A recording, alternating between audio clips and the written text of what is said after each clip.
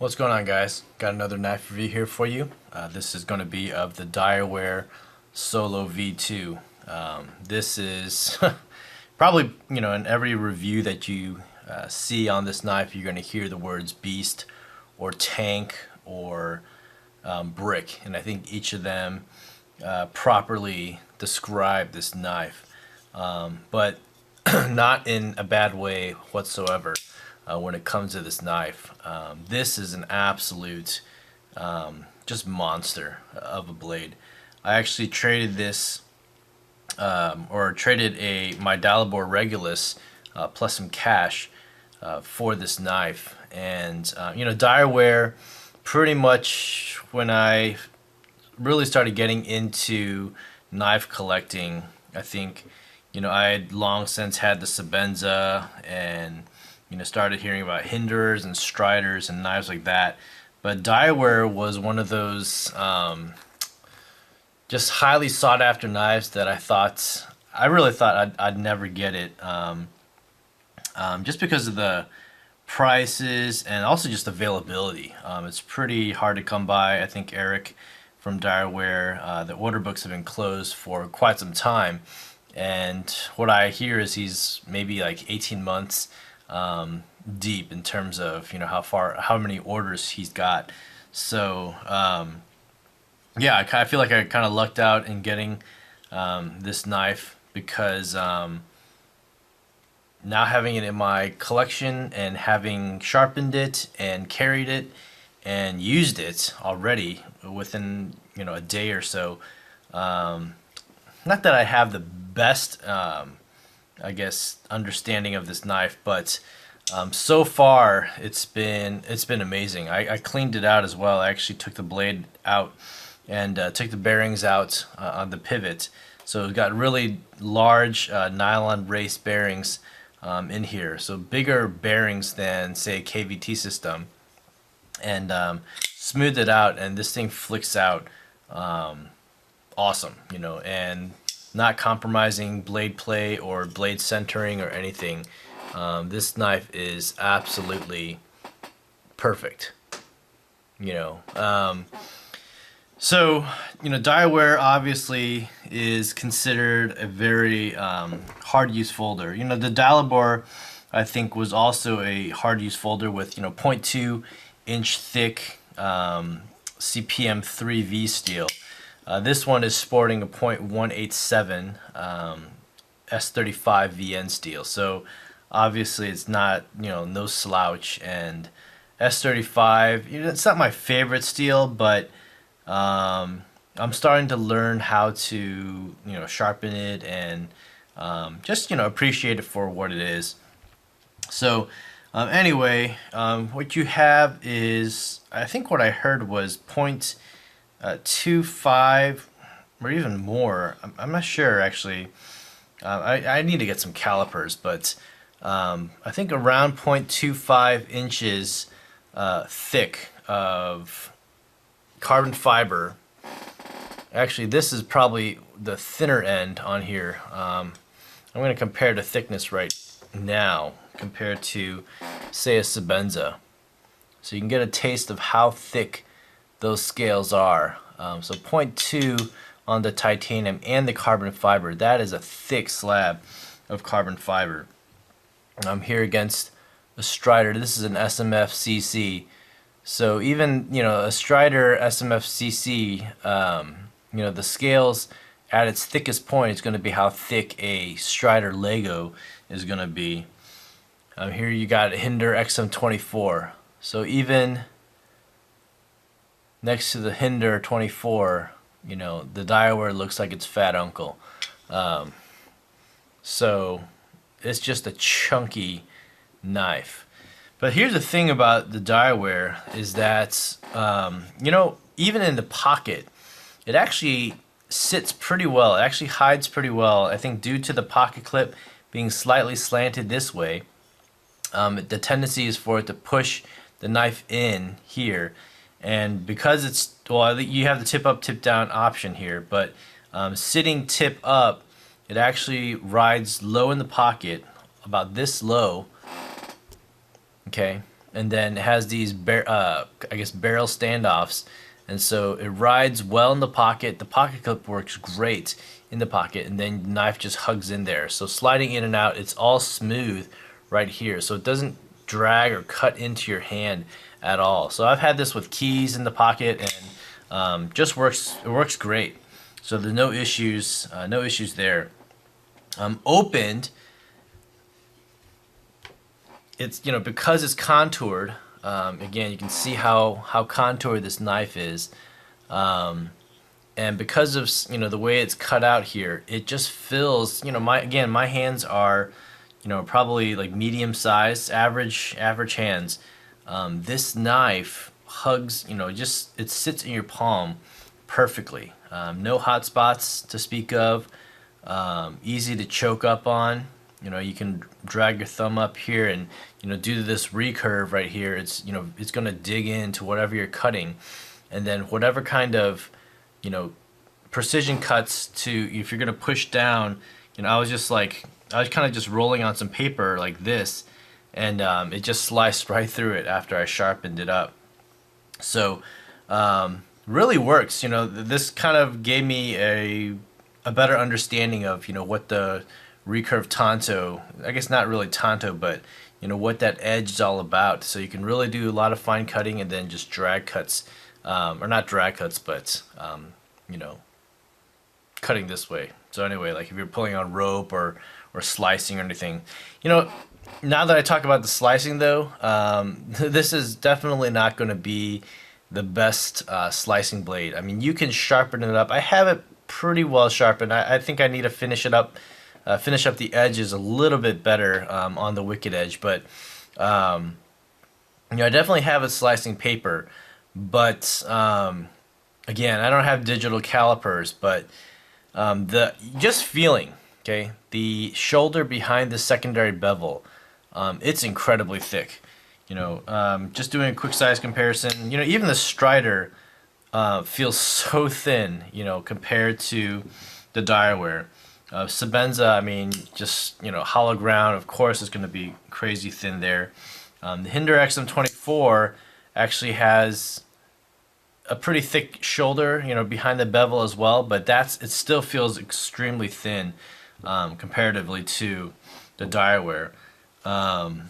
Emerson, you got the chisel grind, you know, and I know that the primary bevel is usually set at about 30 degrees. And then even here, the NPR, Benchmade NPR, it's got a pretty thin shoulder behind this bevel as well. You know, and I have all these knives here. Here's the SOCOM Delta, all as, you know, relatively hard use folders, if you will. And so, comparatively, you know, the Direware just dwarfs them in the sense of how chunky it is. It's not going to be the longest knife. It's got a 3.3 inch blade, and overall length of 8.4. So overall, it's shorter than the Sebenza, just by a hair. You know, but even compared to SMF and Hinder with 4-inch blades, or even the Delta, you know, lengthwise, it's going to be a lot smaller. But you can just see in terms of the height of the blade, and then just how bulky this knife looks, you know. But again, in hand, it feels and conforms so well to the hand. I really love this knife. I love carrying it. And of course, you say that about every knife, but I'm really impressed by this knife.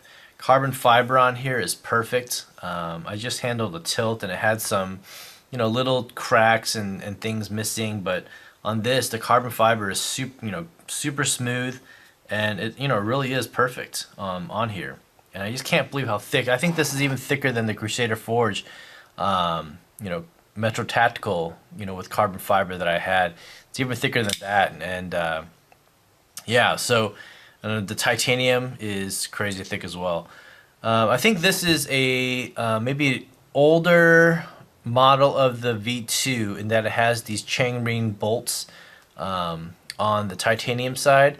If you look at some of the newer pictures, it looks like they have kind of a rounded screw head. There's actually no screw to speak of, so you can't remove them except by undoing the screws on this side and then pulling the whole thing apart. And I think the pivot tends to stand out. You can see how it stands out a little bit right there, as well as on the carbon fiber side. So I think these are a little bit more sunk into the scales now. But for me, that's not a big deal. I kind of like the industrial look. I think one of these days I may send this into Eric to kind of give it a spot treatment and whatnot.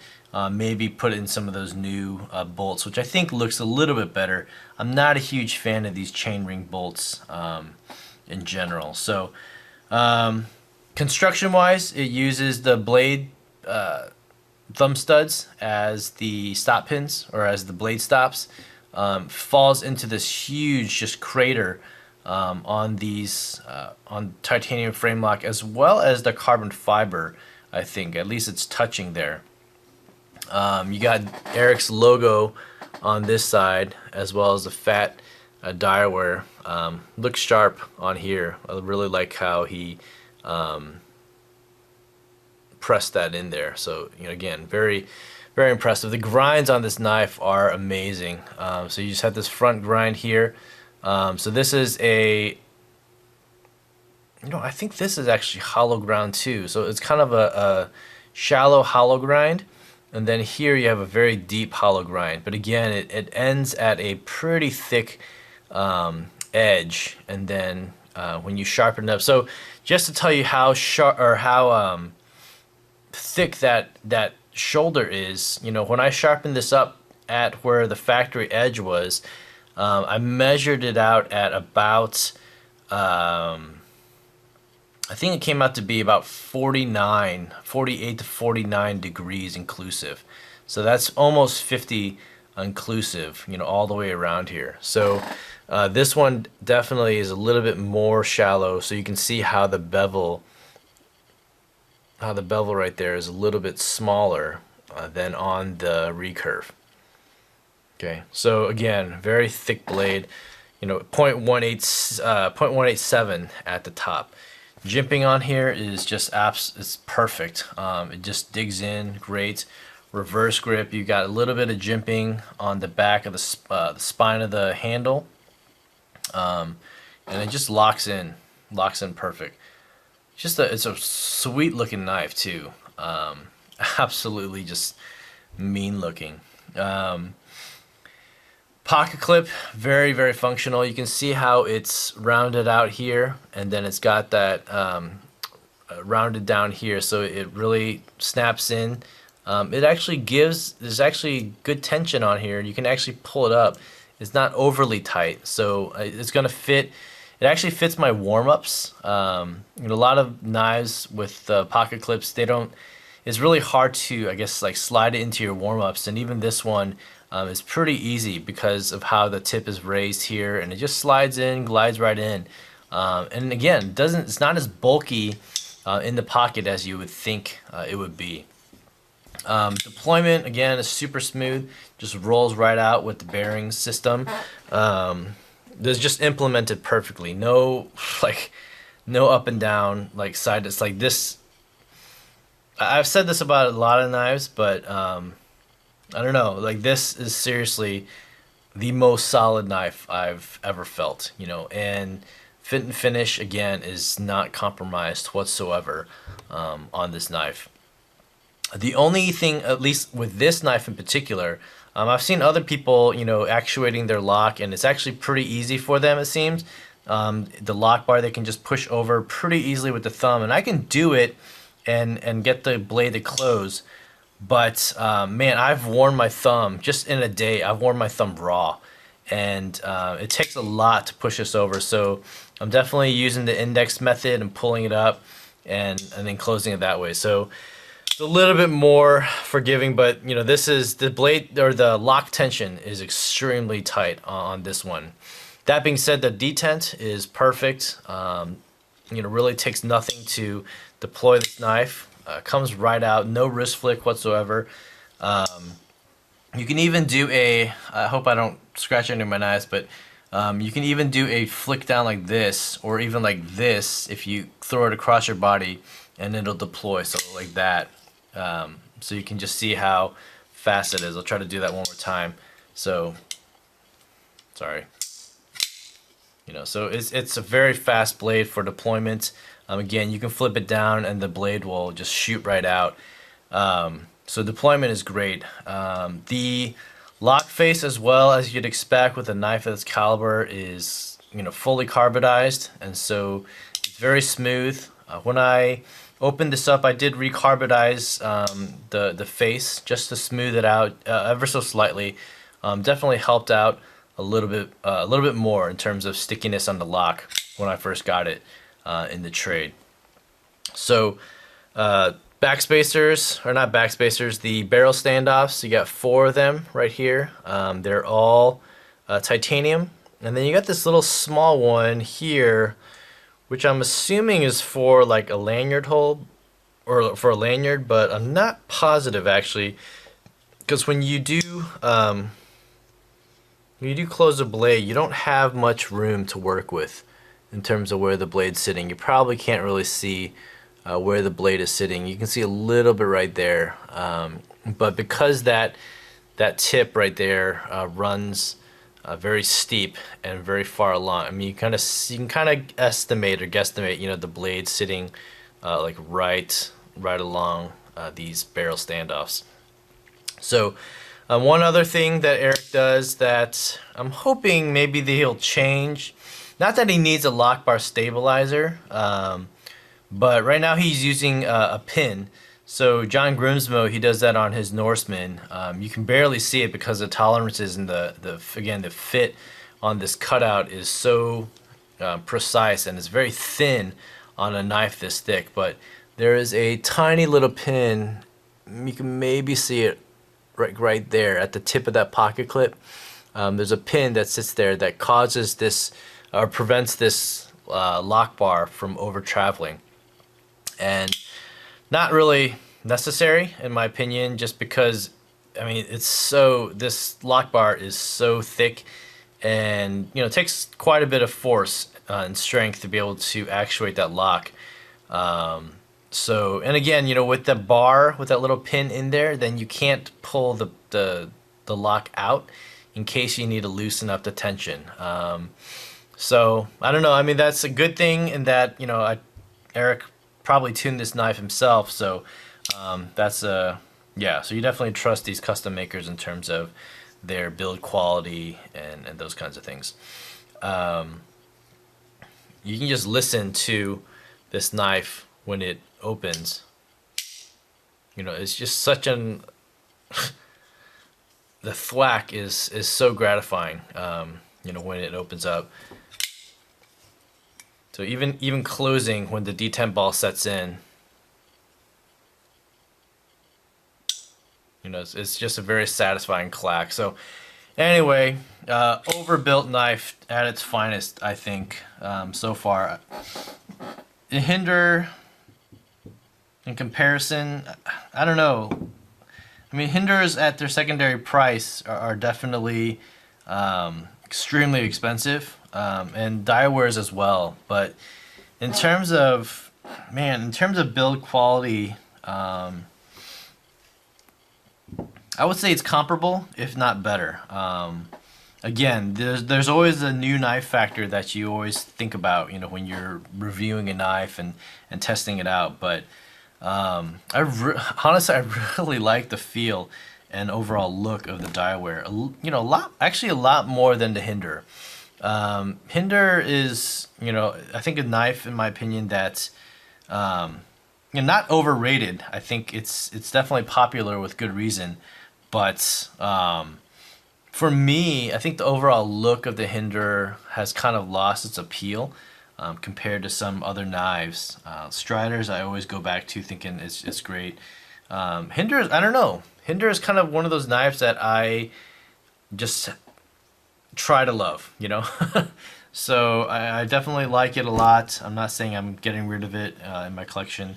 I may one day, but yeah, I think in terms of all the knives that I own right now, my two almost overbuilt knives are these two now that I've gotten rid of the Direware. So anyway, that's my take on the Direware Solo V2. Just an incredible knife. If you get a chance to get one at a decent price, snag it, because I think you're just going to be, if anything, you're going to be impressed with the construction. Maybe it's not the right size for you, but you know, you're always going to be able to resell it at or more than what you paid for it or traded for it. All right, so anyway, that's the Direware Solo V2. Just an awesome knife. Let me flip these knives around really quick. Some of you guys talk about how I never show the front side. So there you go. Alright guys, let me know what you guys think in the comments down below. Thanks for watching the videos, and I'll see you guys on the next one. Take care. Bye.